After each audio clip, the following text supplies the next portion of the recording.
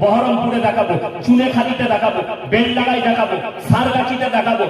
যে বাজারটাই বলবেন আমি মুসলমানদের কাউন্টার দেখিয়ে দেবো, হারাম ফল লটারির টিকিট বিক্রি করছে। এরপরে আপনি প্রশ্ন করবেন, হুজুর এত জলসা, এত বায়ান, এরা ছাড়ে না কেন? তার কারণ একটাই, সুদখোর সুদ ছাড়তে পারছে না। জান্নাতে যাবার খুব সহজ রাস্তা আমাদের দেশে। জান্নাতে যাওয়াটা সহজ নয়। মানুষ মরে গেলে মিলাদ হয় না? হয় না? কথা বলে, খানা করে মিলাদ হয় 40। সারা জিন্দেগি সুদ খেয়েও জীবনটা সুদের উপরে কেটে গেল। হারাম জানার পরেও জিদ করে সুদ খেয়ে জীবন কাটালো। এই লোক যখন মারা যাচ্ছে, হুজুরকে দাওয়াত দিচ্ছেন দেশি মুরগি দিয়ে, ভাত দিয়ে, হুজুর দোয়া করে জান্নাতে ভরে দিচ্ছে। শুধু ওইটা নয়, এই যে জলসায় আমার আগে আজিজুল আমার খুব ঘনিষ্ঠ বন্ধু, আমার বর্ধমানে গেলে আমার বাড়িতে খানা খাই, আমি এদিকে এলে ওর কাছে খানা খাই। তো আমার আগে আদায় করছিল না? করছিল। এখন হুজুর আজিজুল ভাই তো আর জানে না কোন মালটা সুদখোর আর কোনটা লটারিওয়ালা। এই মাদ্রাসার জলসা হয়, মসজিদের জলসা হয়, আদায় হয়, সুদখোর এসে হুজুরের হাতে 1000 টাকা দিল। আজিজুল ভাই আহারে বন্দারে বুঝাই বসেছিল, ছিল কি না ছিল, 1000 দিল, দিয়ে জান্নাতে ভরে দিল। লটারিওয়ালা আর সুদখোর বলছে সারা এক থেকে সহজ জান্নাত আর কিছু আছে? হুজুর তো আমাকে জান্নাতে ঢুকিয়ে দিল। কথা বুঝতে পারেননি? সুদখোর আর সুদ ছাড়বে? আর আমি চ্যালেঞ্জ ছুড়ে বললাম, তুমি যদি কোটি টাকা দান করো আর জেনে শুনে যদি সুদ খাও, আল্লাহ কোরআনে বললেন যারা সুদ খায় তারা যেন আল্লাহর সঙ্গে যুদ্ধ ঘোষণা করলো। যে লোকটা যুদ্ধ ঘোষণা করলো, এই লোক মুমিন থাকতে পারে বাবা? এরপর আমাদের দেশে জান্নাতে যাওয়া সহজ, আমাকে দাওয়াত দিলেন। এরপর আমি তো আর জানি না যে আমাকে রানীনগরে দাওয়াত দিয়েছে, সুদখোর মারা গেছে, তার বেটা আমাকে দাওয়াত দিয়েছে, হুজুর 10,000 টাকা দেশি মুরগি দিয়ে ভাত। আমি দেখলাম এত খাতির যখন করছে, দোয়াটা একটু ভালো করে করি। আল্লাহ তুমি জান্নাতুল ফিরদাউস দান করো, আল্লাহ জান্নাতের আলা মাকাম দান করো বিরহমাতিকা ইয়া আরহামার রাহিমিন। আমি যখন চলে আসছি গাড়িতে চাপবো, গ্রামের একজন চাচা নামাজি বলে, হুজুর কানে কানে একটা কথা ছিল। কি বাবা? হুজুর যাকে জান্নাতে দিনের মালটা সুদ করছিল, তোবা কাকে দিলাম? কথা বুঝতে পারেন? আর আমি যদি জেনে শুনে দিই, তা সে হুজুরও কেলানি খাবে আর তার তো কেলানি আছে, তার মার শেষ নেই। ইমানদারির সঙ্গে বলবেন, নবীজি সাল্লাল্লাহু আলাইহি সাল্লামের থেকে দামি লোক পৃথিবীতে কেউ আছে? কিয়ামত পর্যন্ত কেউ আসবে? আসবে। আল্লাহ রাসূল হচ্ছে পৃথিবীর আদি থেকে অন্ত পর্যন্ত সৃষ্টির শ্রেষ্ঠ। এরপরে একটু কানটা খাড়া করবেন, আমি পৃথিবীর যে লোকের কথা বলিনি, শ্রেষ্ঠ ব্যক্তির কথা বলছি। আল্লাহ নবীর কাছে খবর লইয়া, আপনার চাচা যান মৃত্যুর শয্যায় আছেন, মারা যাবেন।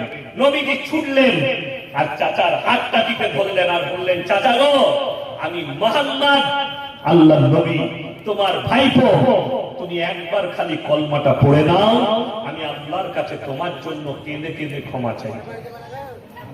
আল্লাহ নবী চাচার উত্তরে, হে আমার ভাইপো, আমি যদি বার্ধক্যে কলমা পড়ি, লোকে বলবে মৃত্যু ভয়ে কলমা পড়েছে, আমি পড়তে পারবো না। আমার আল্লাহ আয়াত পাঠালেন, কোরআন শুনলেন পড়ে, ইন্নাকা লা তাহদি মান আহবাবতা ওয়ালাকিন্নাল্লাহা ইয়াহদি মান ইয়াশা। হে আমার বিশ্বনবী, পৃথিবীর মানুষকে বলো, হিদায়াতের দপ্তরটা আমার আল্লাহর হাতে। সকলে বলুন, হিদায়াত কার হাতে? আল্লাহর হাতে।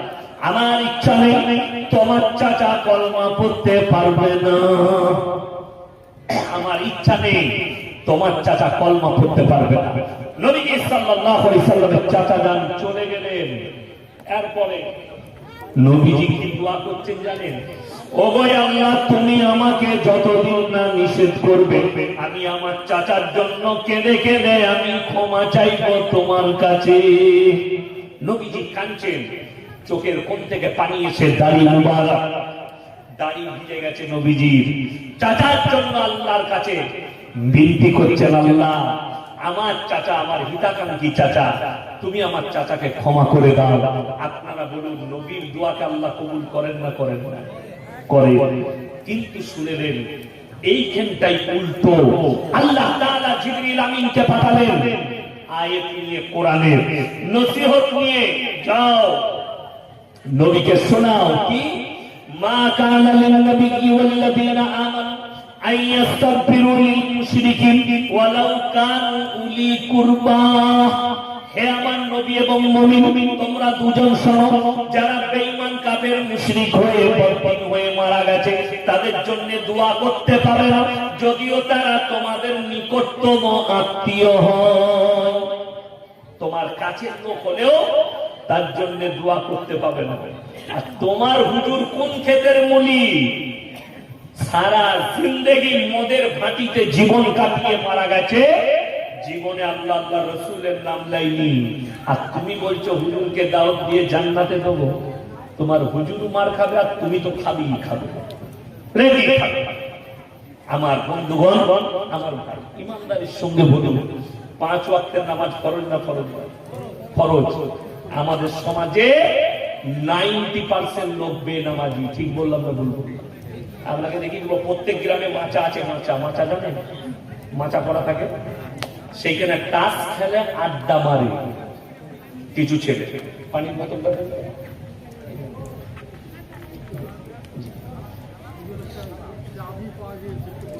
ও থাক, একটা চাবি পাওয়া গেছে, কেন হলে নিয়ে যাবেন। আলহামদুলিল্লাহ।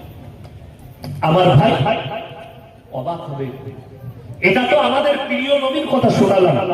1,24,000 কম বেশি পয়গম্বর দুনিয়াতে আল্লাহ পাঠিয়েছেন, তাদের মধ্যে উল্লেখযোগ্য একজন পয়গম্বর, একজন আল্লাহর নবী দুনিয়াতে সব থেকে বেশি দিন দাওয়াত দিয়েছেন, তিনি হচ্ছেন হযরতে নূহ নবী। 950 বছর, কত বললাম? 950 বছর দাওয়াত দিয়েছে। এইরকম নবী জানে, অবাক হবে। একটা ছেলে নদীর কিনারায় দাঁড়িয়ে আছে, ছেলেটা যদি পড়ে যায় আর বাদ যদি পাড়ে দাঁড়িয়ে থাকে, ঝাঁপ দেবে না? দেবে না? ঝাঁপ দেবে। বাদ যদি সাঁতার নাও জানে, ঝাঁপ দেবে। কিন্তু দুঃখের বিষয়, হযরতে নূহ নবী নৌকার উপরে, ছেলে কেনান মারা যাচ্ছে, আল্লাহর আযাবে তোলপাড়, পানি, মারা যাচ্ছে।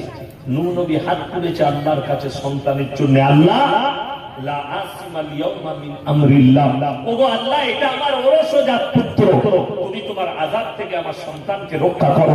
আল্লাহ ধমক দিলেন, লামিনাল খাসিরিন, যে আমাকে মানেনি, আমার নবীকে মানেনি, আমার দ্বীনকে মানেনি, তার জন্য দোয়া করো না, হাত নামিয়ে লাও, তা না হলে তোমাকেও ফেলে দেবো ওই ক্ষতিগ্রস্তদের মধ্যে।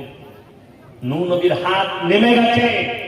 আপনি চিন্তা করুন, যদি একজন নবী, তার ছেলে বাদী, তার ছেলে আল্লাহ বিরোধী, তার ছেলে রাসূল বিরোধী, যদি তার জন্য দোয়া করতে না পারে, তোমার ছেলে জিন্দেগিতে নামাজ পড়েনি, তোমার ছেলে মদের ভাটিতে জীবন কাটিয়েছে, তোমার ছেলে সুদের উপরে জীবন কাটিয়েছে, তার জন্য তুমি বলছো দোয়া করে আমাকে জান্নাতে পাঠাতে হবে। দুঃখটা কি জানেন? আজকে আমাদের সমাজ পরিবর্তন না হওয়ার কারণ, আজকে সমাজের যারা আমাদের মাতা আছে, তারা ইমামকে বাপের গোলাম মনে করেছে, যার কারণে আজকে একটা ইমাম দাঁড়িয়ে হক কথা বলতে পাই না।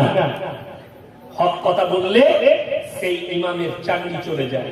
ইমাম সুদের বয়ান করলে সুদখোররা তাড়িয়ে দেয়, ইমাম লটারির বয়ান করলে লটারিওয়ালারা তাড়ায়, ইমাম জিনা করার বয়ান করলে জিনাখোররা ইমামকে মসজিদ থেকে তাড়াবার ব্যবস্থা করে একে তাড়িয়ে দেয়, না তো আমাদের সবকিছু ভার ফাটিয়ে।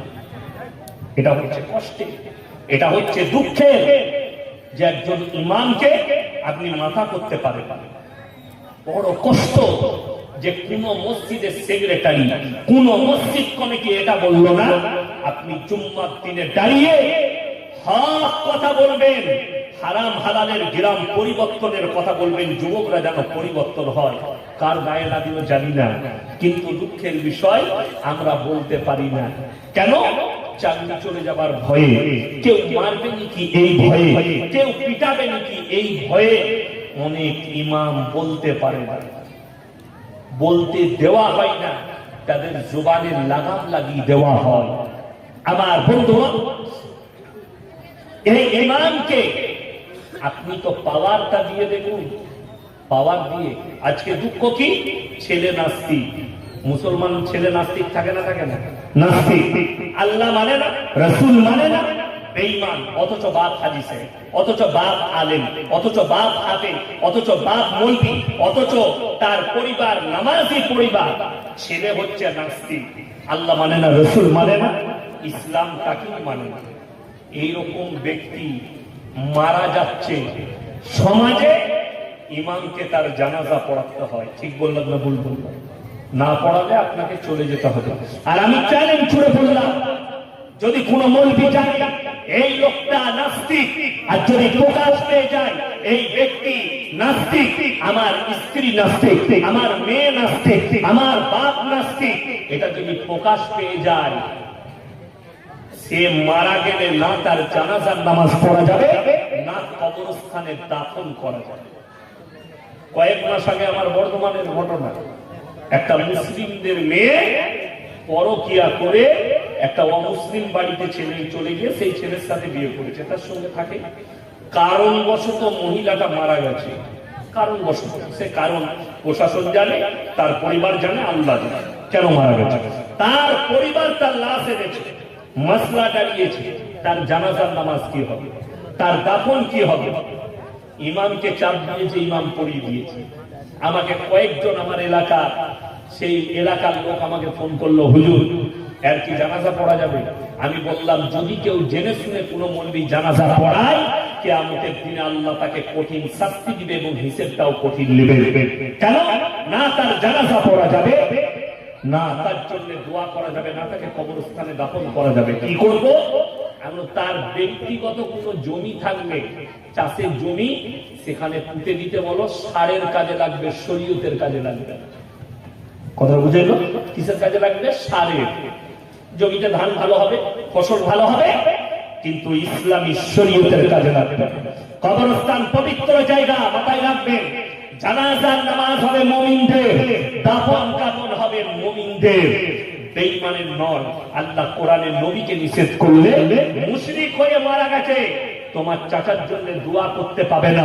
আর তোমার সন্তান মুশরিক হয়ে মারা যাবে, তোমার সন্তান বদ্দিন হয়ে মারা যাবে, তোমার সন্তান বেঈমান কাফের হয়ে মারা যাবে, তার জন্য জানাজা পড়ে দোয়া করবে। তোমার কবরে যাওয়ার পরে তুমি আল্লাহর কাছে কি হিসেব দিবে, সেই মৌলভী কি হিসেব দিবে, সে বুঝে দিবে, আমি কিছু জানি। অর্থাৎ প্রত্যেকটা ভাইকে অনুরোধ করছি, নামাজ 5 ওয়াক্তের ফরজ। আল্লাহ রাসূলের হাদিস, যার নামাজ নেই তার মধ্যে ইসলাম না, যার নামাজ নেই তার মধ্যে ইসলাম নেই। আপনি আর পর কি করবেন ওটা আপনি ভাবেন, আপনার ব্যাপারটা।